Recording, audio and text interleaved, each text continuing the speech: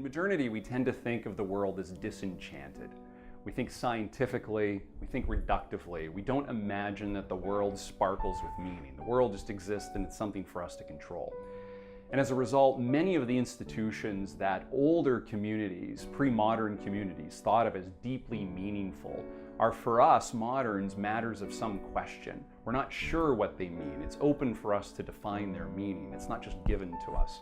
And as a result, then, it's unsure why we should defend them, protect them, sacrifice ourselves for them.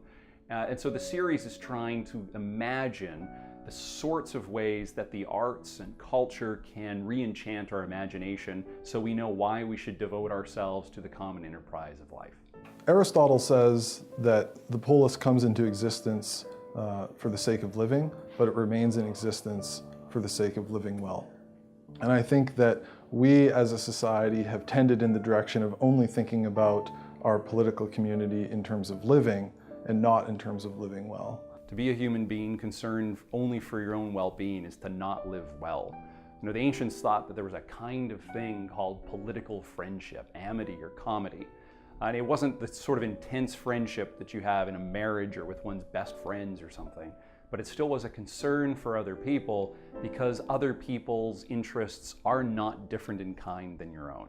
One of the strengths, I think, of the ancient tradition of virtue ethics is that the ultimate argument is that your happiness and morality coincide. It's good to have material goods, human liberty is a good thing, but the common good can't be reduced to that. So to actually think about the common good, we have to expand our imaginations to think about things like civilizational values or personal values or religion, these sorts of things.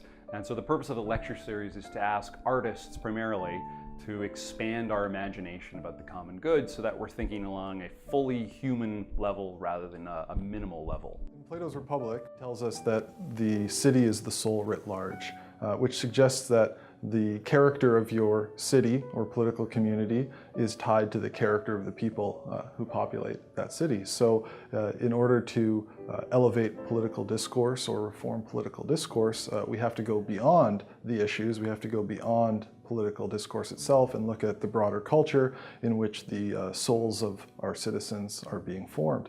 And that's why it's important in this upcoming speaker series to talk about culture, to talk about art. One of the questions that people will ask us sometimes is, can you really change the world? Well, we don't know whether we can or not.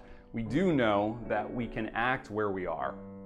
We do know that small communities of interested people devoted to each other and to progress can really accomplish things. It takes a long time, it requires a lot of patience, but it can be done.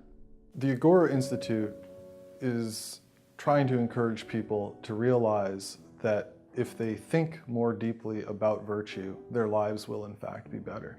If we're committed to anything, it's the notion that we can in fact speak together, that people of widely different viewpoints can care enough about the common interest to put aside their private interests, at least for a time, to imagine a way to inquire together. We're also committed to the notion that religion has something to offer. It needn't be the only answer, it doesn't control everything, but it should and does have a voice.